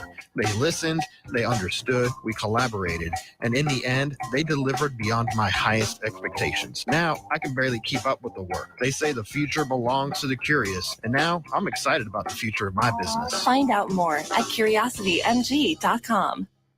Diabetes, high blood pressure, anxiety meds, everyone's on them. If you're a 50-year-old male, maybe a bit beefy, or even with type 2 diabetes, $1 million of term insurance may only cost you about $200 a month. Affordable term life insurance is out there. Call Term Provider and speak with Big Lou at 800-481-1458. 800-481-1458 or visit biglou.com. Remember, Big Lou's like you. He's on meds too. We're planning a trip to Spain later this year. But our Spanish is pretty bad. So we're using Babbel. Babbel's conversation-based method teaches you real-life words and phrases. And with Babbel's interactive, bite-sized lessons, you'll remember what you learned. There's no easier way to learn another language. Ahora hablamos español. He just said, now we speak Spanish. Babbel, language for life. Now try Babbel for free. Just go to Babbel.com. That's Babbel.com.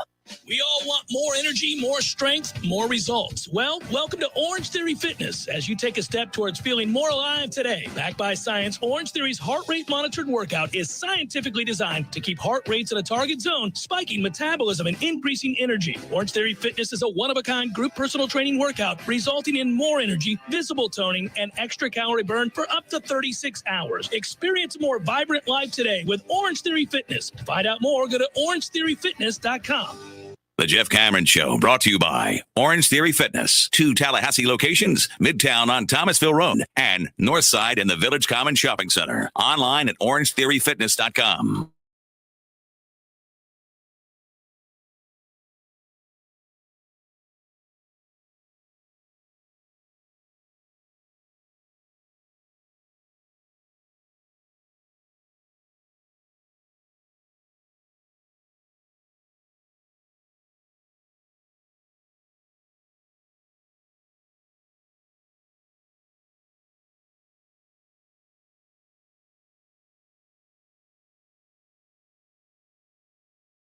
fact, let me double check this as I pull this up. Yeah, it was 2010. Remember when Miami Dolphins GM Jeff Ireland had to apologize to Dez Bryant, Dallas Cowboys first-round pick, during the Q&A of the pre-draft visit? Because it was in that Q&A that Jeff Ireland asked Dez Bryant his feelings about his mother being a prostitute, which she was not, or I don't know, was proven to be, but that's a toughie. Gotta, how do you with a straight face? So Dez, we love your speed, your height, great hands. Got some question marks for you off the field. Now, obviously, we all know you've had some setbacks in college, but specifically, thoughts on your mother being a prostitute? That feels a little out of left field. And yeah. Turned out it was. Imagine that day. Like, you go in, you see all the doctors, they poke you and prod you like you're a piece of meat, and they, things are a little snug in places you don't want things to be snug because they're trying to make sure that you're healthy as a horse all the way through, right? And that's what you feel like. You feel like an animal, not a human being. And then you go sit down with Jeff Ireland, who says, boy, we'd love to have you a big part of this organization. Other than your hooker for a mother. What do you think? Benjamin Watson once told this story in 2020. Now, he played for 16 years in the league, and that feels about right. But he said that he recalled the process, and he referred to it as an interrogation. And he said it felt like you were a criminal. There was a guy that grabbed my wrist and said, I want to be able to do this as we ask you questions so I can feel your pulse. I want to know if you're lying to me. And then asked me, have you ever smoked marijuana? I said, no, I really have not. I've never smoked marijuana. Never smoked. He said, I think you're lying. I can feel your pulse is racing. Are you lying to us? I calmly said, no, I'm not. And I've never smoked marijuana. He said that the guy was so adamant that for a minute there, quote, I thought, have I smoked marijuana? He said, at that point, I felt as if I was about to confess to a crime that I never committed. It's like the hothead cop and There's Something About Mary. Oh, yeah. Yeah. You disgust me. But Eli Apple said that he was asked whether or not he loves men. There are a lot of questions, a lot of interesting questions posed. So why do I bring this up? The NFL has issued a warning to all of its teams that they'll lose a draft pick and face significant fines if club representatives conduct themselves unprofessionally in interviews with any of the draft prospects this year. So a memo was obtained today by ESPN and other outlets that said a team would forfeit a draft pick and it would cost them up to $150,000 if they determined that a club representative displayed conduct that was disrespectful, inappropriate, or in any way unprofessional during an interview process. Quote, we aim for dignity, respect, and professionalism during this process. It's that simple. That according to league executive Troy Vincent, himself a former player. Okay, so that begs the question. If Jeff Ireland wasn't the one that put him over the top as to change the policy, who did, and what the hell was the question? Oh, I'd love to know that one. Because it can't get much worse than, what about your hooker mother? Oh, it can. I mean, but it would lead to something you'd have to punch somebody for. Somebody might be assaulted if it got much worse than that, I would think. All clubs should ensure that prospective draft picks are afforded a respectful and professional NFL environment, one that is consistent with state and federal law, for example, and our shared commitment to respect, diversity, and inclusion. The same is true of free agents whom your club may consider signing. It's also important for your club to reinforce to prospective players the value your club places on character and the standards of conduct expected of everyone associated with the NFL. So that's where we're at today. But it reminded me, Tom, that we're getting closer and closer to some of our favorite weeks and months of the year, which is we get the mocks that'll start free flowing. You get the smoke screens from teams. You get the debate. Who's number one? Why? Who you want? I wonder, based upon this year's quarterback class, is there going to be a ton of smokescreen action? Because it seems there always will be for some reason or another. But if you think about it, looking at the top 10, if it shakes out the way that it looks like it's going to, the Jets and the Giants are going to have 4 picks in the top 10. So not trading with each other, not trading against themselves. Not a whole lot of quarterbacks to feel really excited about this year.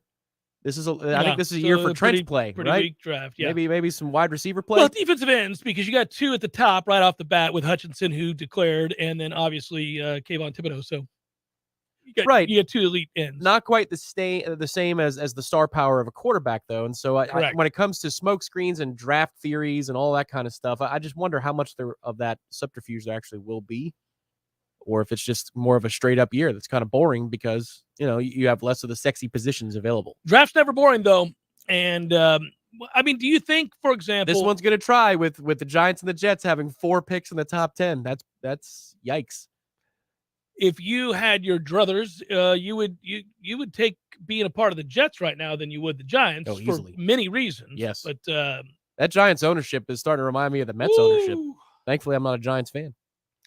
Well, that Giants team and their head coach are mocked. I like the Jets head coach. Ruthlessly. I do too, a lot. Quarterback could work, might work. I think, there's no guarantees that he's not going to work. Zach Wilson took that time off he took due to injury was smart. He got himself right, and he's looked better since coming back. He looked accurate, decisive.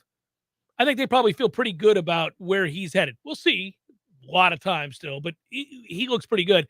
Of all the young quarterbacks in the league, the first-year guys, you probably feel best about him, ironically enough, other than Mac Jones. It's other than Mac Jones, but he can make better throws than Mac Jones can. And He we all makes knew better that. throws, right. Mac as a manager in year 1 did a really, really good job. And also had a sort of an acumen for the game that Bill Belichick noted early on in camp. And that is heady praise from a guy that values that immensely, especially at a position where it's pretty important, especially if you're not, an elite athlete. And Chris Collinsworth couldn't stop going on about him on Sunday Night Football when the Bucs played. So there's that too. He did have a good night. He did. He had an extraordinary best night possible to get to 16 points or whatever. I know. And inclement weather and everything else. But yes, he did. So those 2 guys you probably feel good about. Whereas you have these great unknowns in camps with teams that were poorly coached and either saw the head coach ousted or on the verge of being ousted.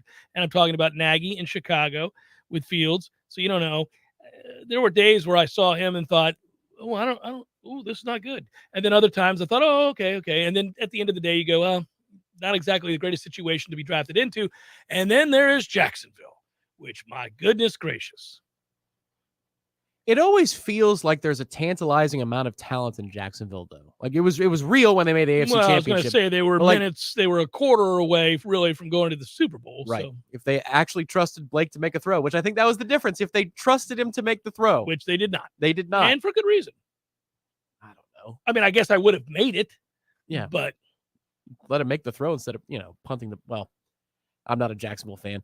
But there always seems to be at least 4 or 5 pieces on that roster that are going to be called up to the big league, so to speak, on other teams in the NFL, and they're going to be really good players. But it's enough for a coach to go. Like, I would go there before I would go to the Giants if I'm a head coach and there's an opening. Now, the Giants said they're bringing everybody back and running it back, which is insane.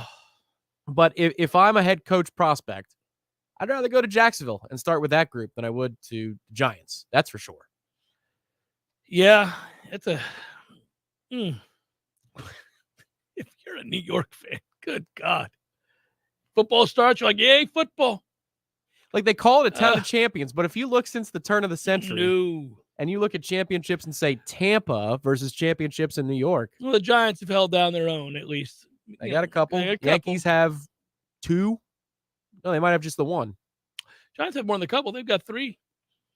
No, since they beat the Patriots twice. No, but Parcells won. Oh, no, I'm talking about since the turn of the century. Oh, I'm sorry. I didn't hear you. So that's 20 years now, 22 years. 22 years, yeah. Yeah. But still, if you've got 3 in a 40-year, they've lifetime. got more media members. I'll give them that. Yeah. But wins, championships, I don't know. Kyle Hamilton, Derek Stingley, Evan Neal. You're looking at guys, Garrett Wilson, trying to name, these top 10, top 25, at least in terms of guys that, golly, you're right. Quarterback. I'm pulling up all quarterbacks here. This is shaky. We'll see how they spin it. That's going to be the fun part. Pickett's 6'4", 225 and has a good arm. Not a great arm, a good arm. He's an interesting prospect. I'm not in love with everybody else. Jeff Cameron Show, 93.3 Real Talk Radio, Warchant TV. Your local news now. Tallahassee Police Department says they have taken 2 people into custody following an armed robbery at a hotel in the 2800 block of North Monroe Street early Tuesday morning. Just before 1 a.m., officers were called to the La Casa Inn and Suites in reference to an armed robbery where one suspect, an unidentified woman, lured the victim into a hotel room, where a second suspect, an unidentified man, robbed the victim at gunpoint before fleeing the hotel room. The victim was able to quickly call 911. A swift response to the scene led the suspects, 26-year-old Garrison Milton and 30-year-old Aaron Lawson, to be taken into custody. TBD did not say if the victim sustained any injuries. A Jacksonville community area activist, Ben Frazier, who said he was displeased with Governor DeSantis' handling of the COVID-19 pandemic, was led away from the Duval County, Florida Department of Health building in handcuffs Tuesday morning and cited for trespassing. He was part of a group of citizens who appeared before DeSantis' scheduled update. This is Rachel Lene with your Real Talk 93.3 local news update, brought to you by Macklemore Systems, Tallahassee's go-to Mac store. Check them out online at macklemoresystems.com. This is meteorologist Paul Trombley with your Real Talk 93.3 weather update. Sunshine mixed with clouds at times this afternoon with daytime highs approaching 65. Northwesterly winds 5 to 10 miles per hour. Lows around 46. Tonight, mainly clear skies. Chance for scattered showers tomorrow. 68, partly cloudy. High of 59 Friday, under sunny skies. 69 Saturday. This report is brought to you by the Lawn Johns. For all your landscaping and lawn care needs, visit thelawnjohns.com. Right now, 65. What's important when shopping at a gun store? Let's start with a friendly and knowledgeable staff. Then add top-notch service, great selection and pricing, and a personal shopping experience only found at a locally owned and operated business. And Red Hills Arms, they're right on target. While other gun stores come and go, Red Hills Arms remains Tallahassee's go-to local gun store for all your firearms needs. Stop by today and get welcomed in like family. If you weren't the owner of Gordo's and all those wonderful restaurants, Eddie, what would you be doing? You know, I think I'd want to be I don't know what I'd want to be, a boat captain or a cowboy. You know how to use a lasso? No. You'd have to do that if you were a cowboy. Yeah, but I've never even been on a horse. It's not my place to be on a horse. I agree. And the horse thanks you. Gordo's, bringing the flavor and flair of Cuban food to Tallahassee since 1996. It's Congressman Michael Waltz on the Greg Tish Show. Good morning, Congressman. How are you doing? Hey, doing well. Again, just what you have to go through day in and day out. I don't know how you have hair left, or like Matty Rowe, just completely bald. Hey. Sorry. And the irony of it all, the progressives are the tail wagging the dog. This whole bipartisan White House is a joke. We're just watching them eat their own. The Greg Tish Show, Monday through Friday, 6 to 9 a.m., only on Real Talk 93.3. The Jeff Cameron Show, brought to you by Orange Theory Fitness. 2 Tallahassee locations, Midtown on Thomasville Road and Northside in the Village Common Shopping Center. Online at orangetheoryfitness.com.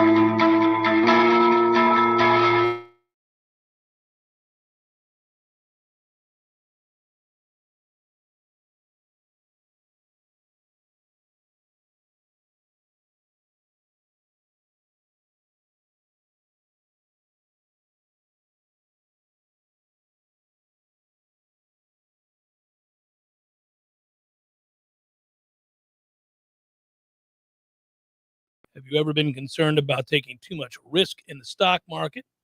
Have you ever heard of the rule of 100 or 100 minus your age? This is a rule of thumb that can help you estimate how much investment risk you should take based on your age and or stage of life. Let's say that you're age 65. Take the number 100, subtract your age, 65 from it. Your age, meaning the number 65, 65% is the amount of your money that should be safe, guaranteed, and protected. The leftover number, 35% is the amount you can keep in the stock market, maybe in good dividend-paying stocks and mutual funds. Try not to cough there. My apologies. If you'd like a simple and easy to read report on how much risk you're currently taking, whether you're age 45 or 85, call or text Pete Tyson from Preservation Financial Group at 850-523-6118. That's 850-523-6118. Ask Pete for a no-obligation, easy-to-read report on your current risk level. That's Pete Tyson with Preservation Financial Group, online at preservationfinancialgroup.com. Saturday, the Noles taking on Louisville. You will not be in the Vista. I will be in the Vista. Got any hope?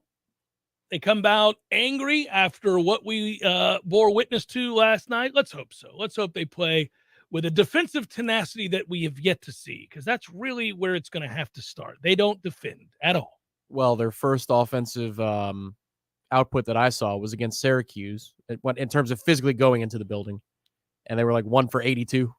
So if they make their baskets, I think the only way this team can win is to actually score in the 80s, and I don't know how they're going to get there right now, because I would count more on baskets being made as a path to victory than stops. Yeah. Got to eat Hamilton up as a guy who's at its core, even though he changed the overriding offensive principles. He certainly cares about defense, and to not see them defend or stay in front of the ball at all is brutal. You can see the frustration at times when they cut to the sideline. Usually it's in the form of a smile. Yep. And or kind of one of these looking back at Stan, and Stan going, what do you want? This is a toughie. This is a group that's going to need to cut their teeth this year, and we're going to have to go through those pains. If you think about where they were at halftime last night and what you would have thought to see to start the second half, that's where it gets really troubling, because I kind of, sat up and thought, all right, well, obviously they didn't play well in the first half. The numbers bear that out. It's dreadful. You can't make, what they made in the first half from a percentage standpoint. 22. 7 of 31 is what I was thinking. You're right, 22%. 7 of 31 is just okay. So you're not going to do worse than that, is what I thought. All right, so let's get it together. And then you allow Wake to go on an 11-2 run, and most of those are dunks. It's capped off with a 3, but those are all transition, one bounce, layup, dunk. All right, well, that's not what we do if you're trying to climb back into a game. They also got really unlucky. I think it was the first possession where they are locked up, playing great, and that kid shoots the fade at the end of the shot clock after they had played impeccably. And it's almost like that one shot broke their will. And I thought, well, that's not the intestinal fortitude we're used to seeing. That was really. So we played hard on defense, and the kid still made the shot. Yeah, well, the other guys on scholarship too, man. You can feel it for stretches offensively that, that this group looks at each other over the years, and they say, who's going to make the basket? And we had 3 or 4 answers. And somebody said, yeah, it's mine. No problem. Well, you always had a guy that you thought could do that, right? Right. And I'm not even just talking about Trent's ability to get to the rim at crunch time. I'm talking about there's 11 minutes to go in the first half, and you're going through a bit of a dry spell. Had 3 or 4 empty possessions in a row. You had built up a 12-point lead. It's down to 3. You could really use somebody to hit a shot here, because it's starting to get a little tense in the building. And this is home or away. These things happen. You kick it out, and Anthony Polite last year was one of those guys. Terrence Mann, he would draw a foul, get to the basket, make one, and one. There you go. 3-point play. DeAndre Kavanaugh, a lot of guys, right? Yeah. So, but you always had that person, and there were times at different points of the season, the really special team was one that it didn't matter. Any night could be anybody. They could go off and go nuts. But the guys would look to get them out of the jam. Who are we looking to?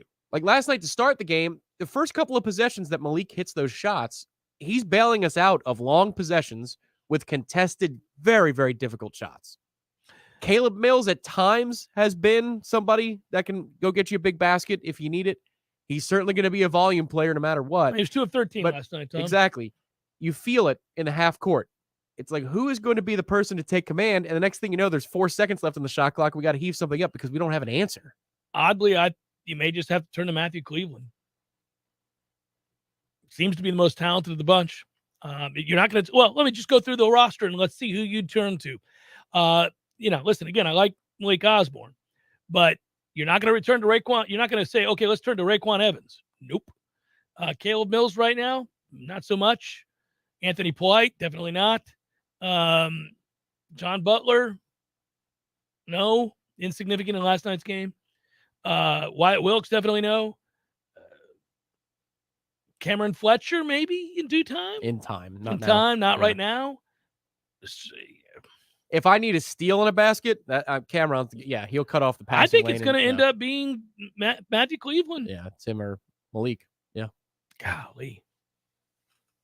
what a bind they find themselves in right now. There aren't too many favorable matchups. So they did have a favorable matchup when they played Missouri. They had a favorable matchup when they played NC State because those teams don't defend anybody. So, you get into a game of skill and who can beat the other off the bounce and get to the rim. And Florida State can do that if you're not going to be willing to defend. So that helped. Also, even last year, it makes you realize that how difficult it can be. But in the beginning of the year, remember those first few games, you got to see that Scotty Barnes and MJ Walker, before he got hurt, they were on the same page. And they were very complimentary of each other's games. And that's hard to do, especially with a fifth-year guy and a teenager, playing together. And yet it looked kind of natural.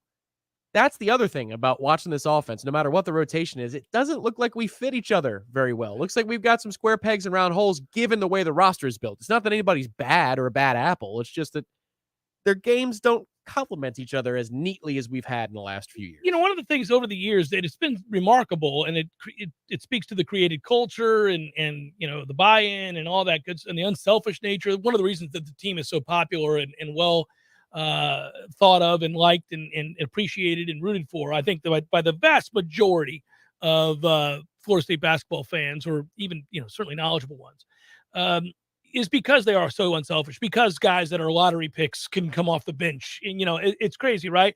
But this might be the team where you don't do that, where you say to the most talented guy who has a chance to go in the first round, all right, take over, man. I mean, just, because we've watched other programs do that with a superstar player. Oh, this would be the year for Anthony Edwards, wouldn't it? Right. Where you're just kind of like, all right, my man, I need you to drop 37, which you want to do. Everybody else crashed the boards. Yeah. Anthony's going to do what he does, and let's go. Yeah, they're always guys. Like, you would find a guy and go, well, I hate that that's not ideal, and it's not the way Leonard wants to play. Just feels like maybe we're going to have to put it on the shoulders of a couple of guys and just say, do your best, man. Let's see if we can buy in a little bit more on the defensive end with everybody, but offensively. But for better or worse, is it in Leonard Hamilton's nature to do that? I don't know that it is. And it might just be one of those things that you have to accept, because when you have a down year, you have a down year, but you're going to have 4 good ones right behind it. Is that the new definition of this program? Just don't, at 7-5, I just don't want to accept that this is a wash, but it feels like it, and it shouldn't feel like it at 7-5. We're right. Come on, man. It feels 3 more like games, we'll know. Yeah, you're right. We'll come back, get some picks out there. Jeff Cameron, 93.3 Real Talk Radio, Warchant TV.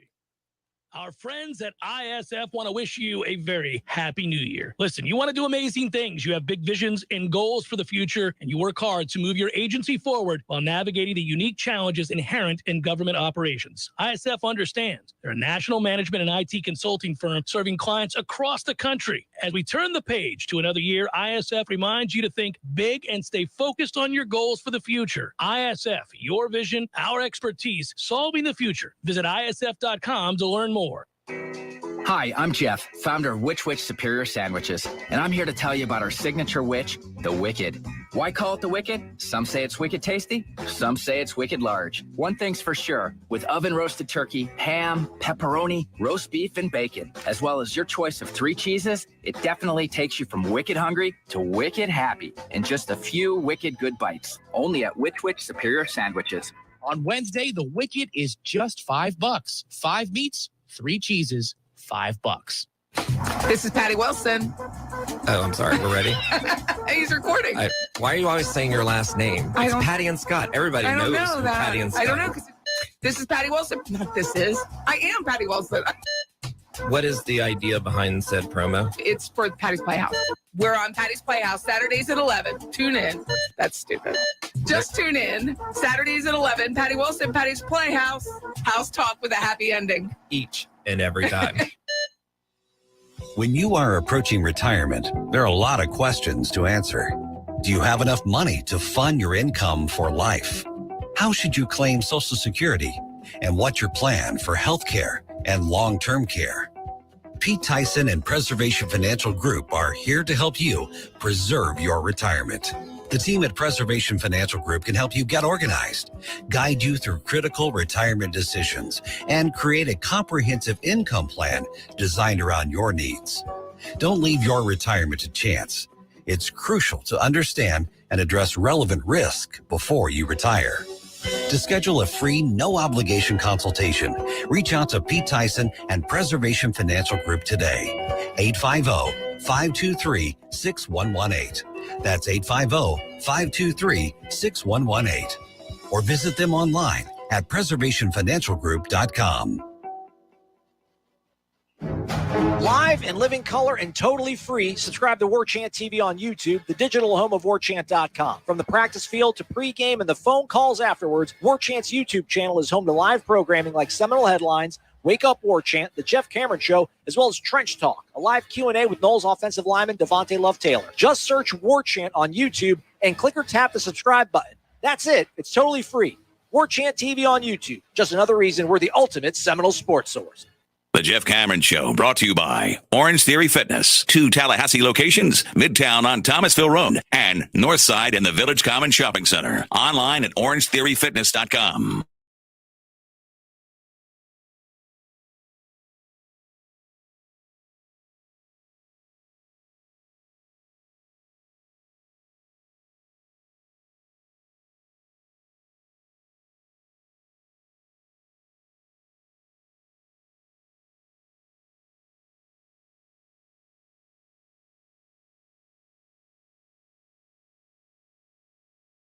For nearly 15 years, offering payroll and HR services, including full online applicant onboarding and integration into payroll. Save your company money and headaches today. Head to northfloridapayroll.com. Hey, Big Daddy, having some Red Russians tonight? We'll know in about 47 seconds. To an open wing. It's picked up by Dowdy, an empty net. He scores. Hot damn, Big Daddy's done it again. Red Russians all around, Teddy. All right, Big Daddy. I'll give you an NCAA game. Iowa did win last night, did not cover. 1-1 on the year with my college basketball bets, if you're wondering at home. We're just 1-1. But tonight, we crossed the threshold into above 500 selections for the NCAA basketball season, and we take North Carolina -2.5 against Notre Dame.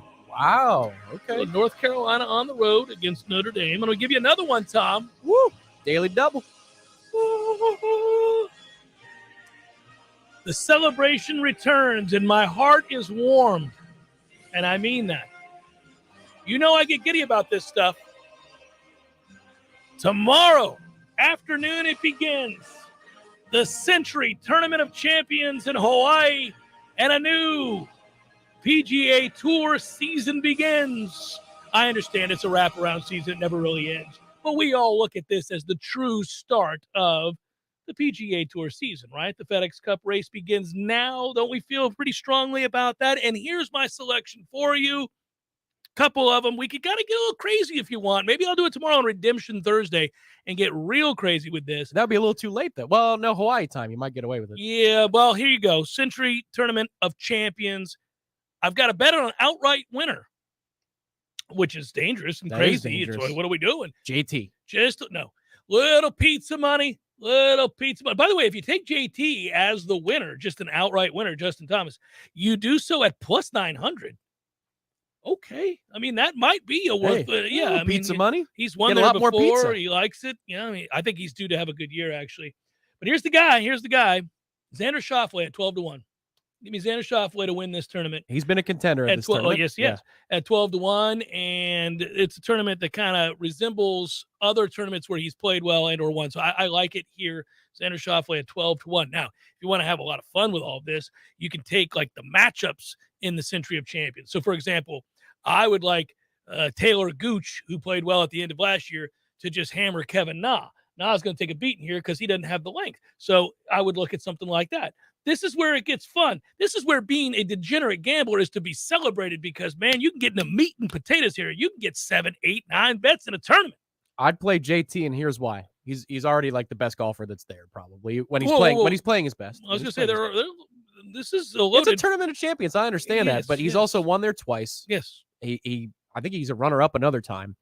The salt factor was real. I saw him interviewed yesterday, and they said, "So, what are the things you're working on this offseason?" He goes, "I'm not going to tell you what I'm working on." Ooh, all right.